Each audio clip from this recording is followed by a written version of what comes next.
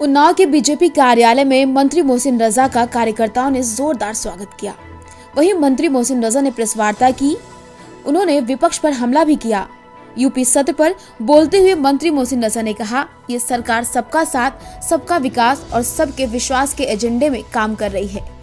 उन्होंने मदरसे की जांच के मामले में कहा, जिसने गलत किया उसके खिलाफ सख्त कार्रवाई हो रही है।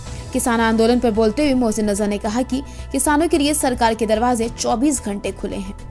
उन्नाव बीजेपी कार्यालय में प्रेस वार्ता करते हुए मंत्री मोहसिन रजा ने मदरसों की एसआईटी जांच के मामले में कहा, जब कई चीजों को लेकर एसआईटी की जांच हुई। उन्होंने बताया, एसआईटी ने रिपोर्ट पोर्टल पर मुख्यमंत्री के पास रख दी है। रिपोर्ट के तहत लोगों ने धीरे धीरे कार्रवाई करना शुरू कर दिया है।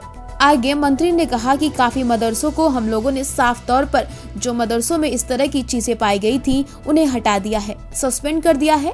भविष्य में भी जो चीजें जांच में चल रही हैं, मंत्री ने दावा करते हुए कहा, जांच में जो चीजें निकलकर सामने आएंगी उस पर कार्रवाई अवश्य होगी। उन्होंने कहा कि पहली बार हमारे उत्तर प्रदेश में एनसीईआरटी की पढ़ाई लागू है। हमने इस संकल्प को आगे बढ़ाने का काम किया। इसका श्रेय मोदी और योगी को जाता है। एक हाथ में कुरान, एक हाथ में लैपटॉप, जिससे आप अपने धर्म की रक्षा भी करेंगे और आपको मुख्यधारा से जुड़े रहने का मौका मिलेगा।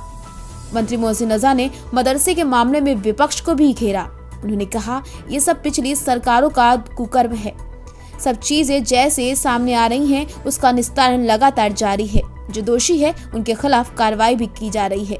उन्होंने कहा, आगे मानकर चलिए कि कोई बचने वाला नहीं है।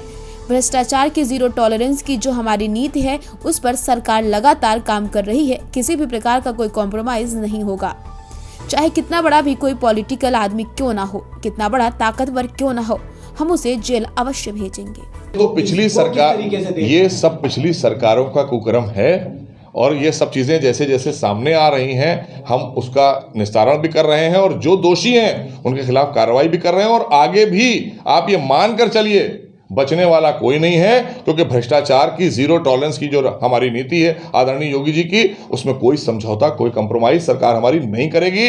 कितना बड़ा भी पॉलिटिकल आदमी क्यों ना हो, कितना बड़ा ताकतवर क्यों ना हो, हम उसको जेल भेजेंगे। अगर उसने बच्चों के पैसे खाए हैं, अगर उसने जो है शिक्षावृत्ति के जो पैसे हमारे बच्चों के होते हैं वो खाए हैं, या मदरसों में अनुदान जो जाता था उसमें भ्रष्टाचार हुआ है, जहां जहां भी हुआ है वसूली भी होगी और जेल भी भेजा जाएगा। जिस तरह से आप देख रहे हैं अपराधियों का क्या हाल है, हम उनकी ज़मीनें और जो उन्होंने कब्जा कर रखी थी जब वापस हम जनता को देने का प्रयास कर रहे हैं, तो जिन्होंने पैसा छीन लिया, जाओगे कहाँ निकल कर। यहाँ तो इंसाफ की सरकार है, तो यहाँ तो इंसाफ हम देंगे।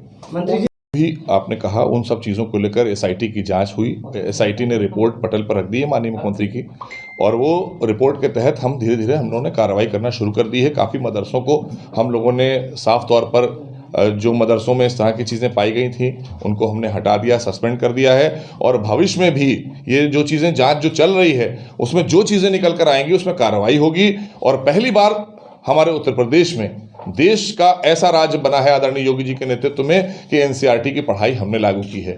हमने उस संकल्प को आगे बढ़ाने का काम किया है जो आदरणीय मोदी जी का है, एक हाथ में कुरान, एक हाथ में लैपटॉप, जिससे आप अपने धर्म की भी रक्षा करें और हमारे देश में अपने आप को भी मुख्य धारा से जोड़ें। इसका प्रयास हमारे देश के प्रधानमंत्री ने किया था और उसी को आगे बढ़ाते हुए एनसीईआरटी की पढ़ाई आदरणीय योगी जी के नेतृत्व में पहली बार कोई राज्य कर रहा है उत्तर देश का, जो उसमें उत्तर प्रदेश है।